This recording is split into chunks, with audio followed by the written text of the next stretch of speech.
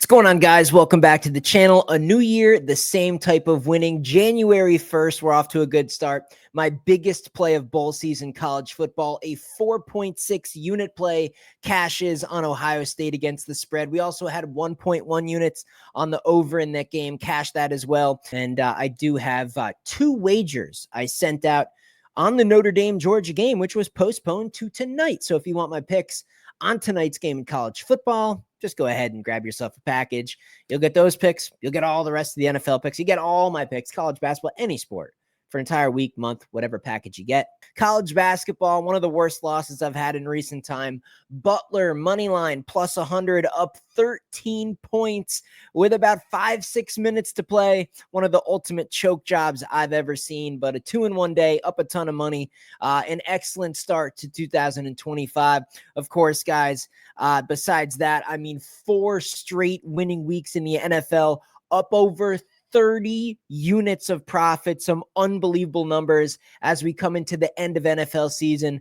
One of the hottest people in the industry right now. Looking forward to carrying that over right here into week 18. Gave you guys that same game parlay on Monday, cashed it with absolute ease. I gave you my prop parlay video for NFL week 17 last Friday.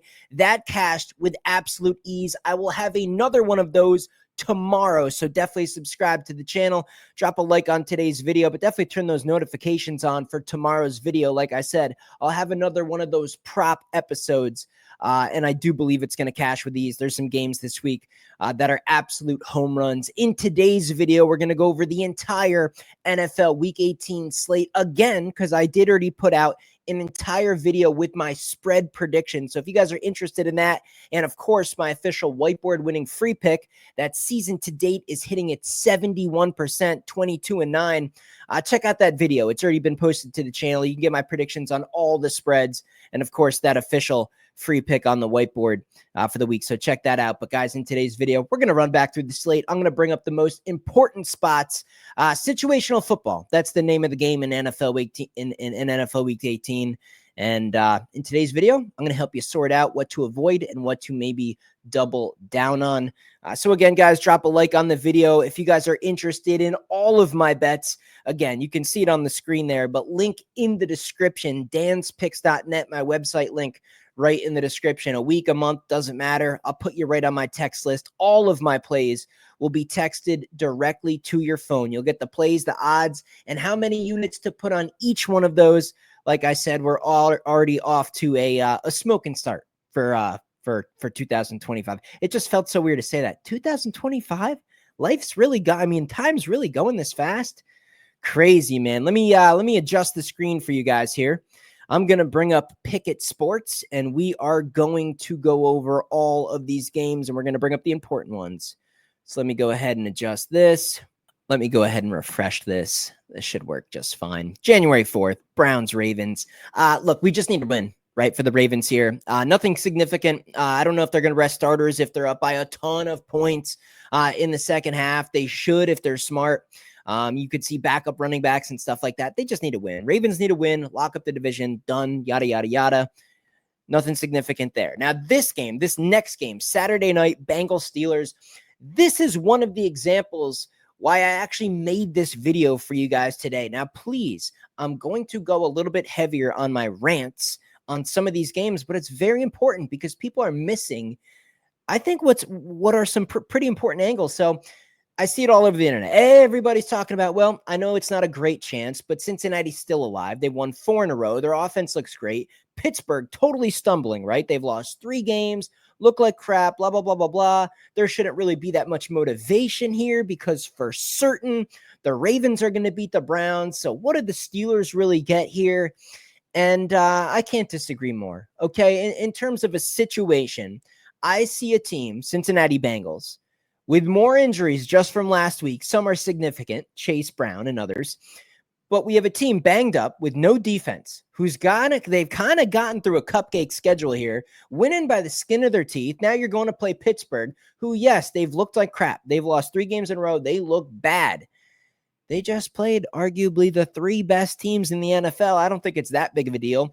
And the Steelers, okay, even though I think we can all assume the Ravens are going to win on Saturday, If the Steelers win, they get to play the Texans. They're going to beat the Texans. So I think this is huge, man. You think the Steelers don't want to win this game and they have to go face Baltimore or a much, much better team, man? This is crazy. I see all the motivation in the world for the Steelers, and I just can't understand why all the people that I actually kind of trust on the internet to sort of bounce my opinions off as well, I see just everybody talking about the motivation is with the Bengals, the momentum with the Bengals. I just can't disagree more. I see the Steelers off a hard schedule, Bengals off an easy schedule.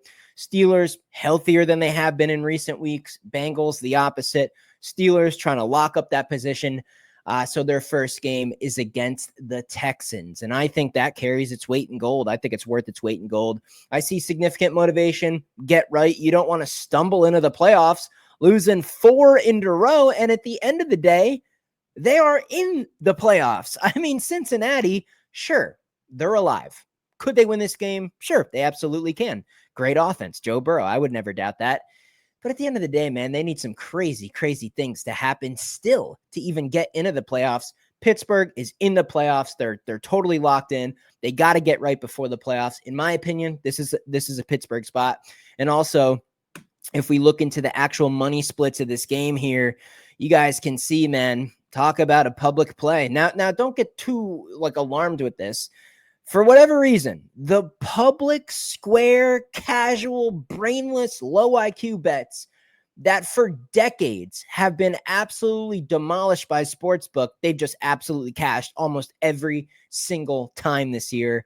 So when you see a huge public square ass favorite like this, I don't think it's really alarming for that reason. It's more so just like, wow, everybody's kind of thinking the same thing. It's not really about like, ooh, the money's there. The books don't want to lose money.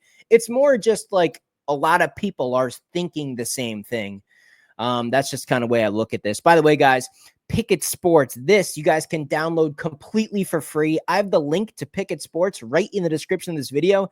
You actually get a free 3 up to $100 just for signing up. So head to the App Store, get Picket. You guys would be able to click on any event, NBA, college football, college sports, pro sport, whatever, anything. You can at least see the handle here, spread, total, money line. Get the information for yourself over on Picket. But yeah, I just thought I'd throw that in there. The Bengals just seem very, very popular, but this line's actually come down. It opened at a 3. I did look at headlines. I was having a conversation with Sean Higgs, one of the better guys in the industry. And yeah, I mean, we both agreed that maybe these public major square casual brainless low IQ bets that somehow have been cashing. So yeah, guys, just my opinion, but I think the spot motivationally actually favors Pittsburgh significantly more than the Bengals. I mean by a mile. So that's my take on that one. We'll keep going here. We'll go to January 5th. We'll go to Sunday here. Giants, Eagles, nothing crazy here. Eagles are locked in. They're one of the few teams here that can't move up or down. They're locked in. I don't expect. I get it. The Saquon thing, the record. Look, I think they're focused on a Super Bowl. I wouldn't put too much stock into this game. Bears, Packers. I do see some motivation here for Green Bay. One, they're off of a loss, right? You just don't want to come into the playoffs off of a loss. And if you lost this game to the Bears, you would have an embarrassing game losing to this bad Bears team at home. That would make 2 losses in a row. And there's still some seeding here available for Green Bay. If Washington goes to Dallas and loses, Green Bay gets this game done. They're going to have a significant edge, man. They're not going to have to go play the Eagles in Philadelphia.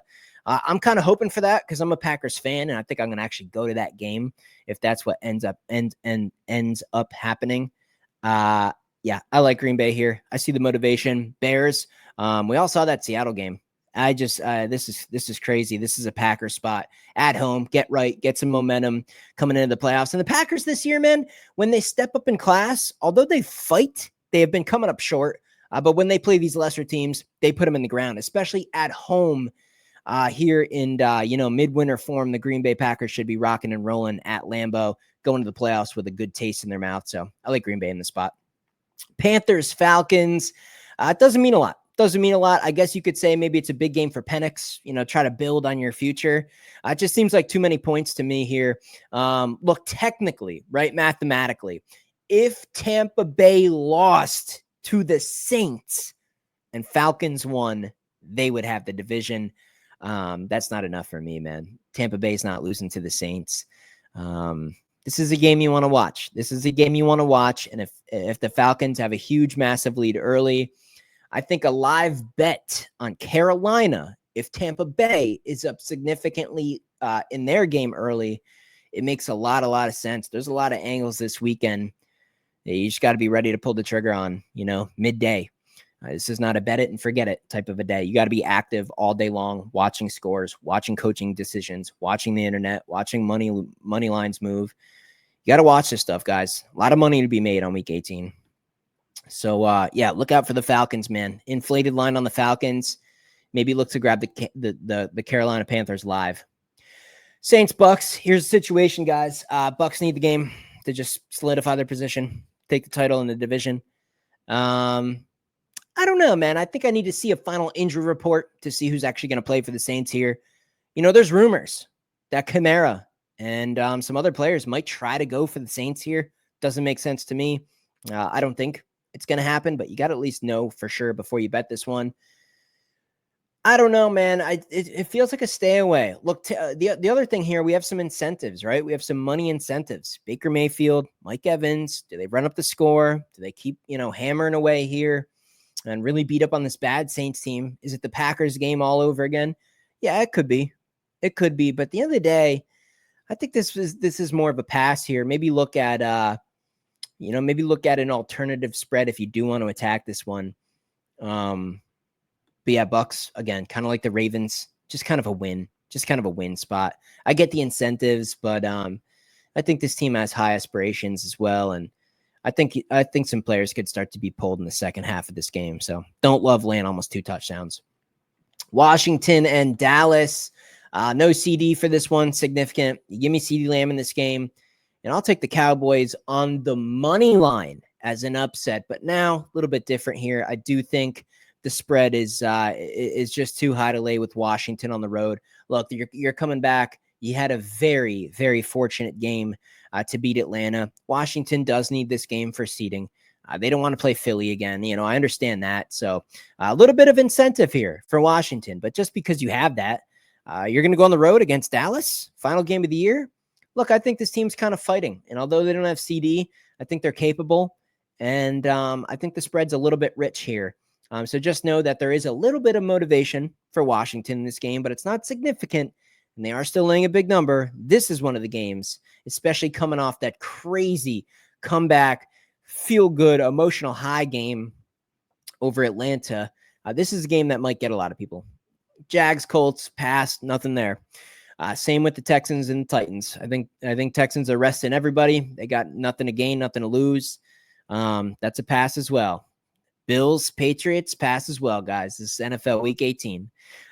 Chiefs, Broncos. Here's another one, guys. Broncos just simply need to win. But I think that's easier said than done. I mean, Carson Wentz, capable. Anybody that wears a Chiefs jersey and is used to that winning culture, especially if you're a second stringer and now you actually get to go on the field and really give it your best shot. This is still Bo Nix. This is still somebody that I really think has at least the potential to mess up. And that pressure of just simply needing a win. Now, here's where you can kind of negate that opinion. If you're the Chiefs, the last thing on planet Earth you would want to do is let the Cincinnati Bengals in the playoffs. That is very, very scary. But I think this one's going to be pretty competitive. I don't see how you don't take the points in a game like this. Nuts. San Fran, the Cardinals. The only angle here, it's not a playoff angle, but it's Josh Dobbs, and it's a revenge game. Kind of like San Fran, man. This is one where that plus 180 on the money line might be kind of juicy. I don't really know how good Brock Purdy is. The Cardinals, they can play worse than the Titans on a given day. 4 points, man. I don't get the line move here. I kind of like San Fran, especially coming off that Lions game. Josh Dobbs, maybe a little breath of fresh air in there. Sort of like San Fran in that game, little revenge angle. Dolphins, Jets. This one I do think is quarterback dependent. I believe if Aaron Rodgers sits in this game, I think the Jets win. I think the Jets money line is live without Aaron Rodgers. Miami, technically, not out of the playoffs. In fact, their path is easier than the Bengals' path. So there's some motivation here. They're just coming up north in freezing, ice cold weather. We all saw what happened when they did that against the Packers in Lambeau. Now the teams, Packers, Jets, wildly different in talent and performance. But it's a Miami team that might not even have Tua in the freezing cold against a Jets team that might rally behind somebody new after Aaron Rodgers completely screwed them. I think the Jets are one of the greatest opportunities this week, depending on who ends up playing in this game. Definitely something to keep your eye on. Seattle and the Rams. Looks like the Rams are just kind of mailing it in here. We do have some incentive, some money incentive for Geno here. Maybe Geno wants to sling it around, especially against some second stringers. So we could see some offense from Seattle here. This is one where I think the line movement actually makes sense. I think Seattle's probably the right side to go in that one. Chargers, Raiders, very interesting. This is one that's like equal in importance as that Cincinnati and Pittsburgh game. And this comes down to that Cincinnati and Pittsburgh game. If, did I write it down or not? I might have forgotten. If the Pittsburgh Steelers lose, that's right. If Cincinnati wins against the Steelers, the motivation for the LA Chargers not only goes up, it goes through the roof. So you guys have to pay attention. This is a 4:30 game. That other game is on a Saturday.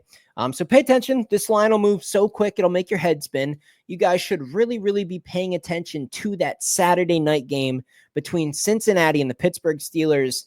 And you know what? You can even jump on things ahead of time before you get a final result. If it really looks like one or the other team is going to win, let's say Cincinnati's up like 17. The offense is just going crazy.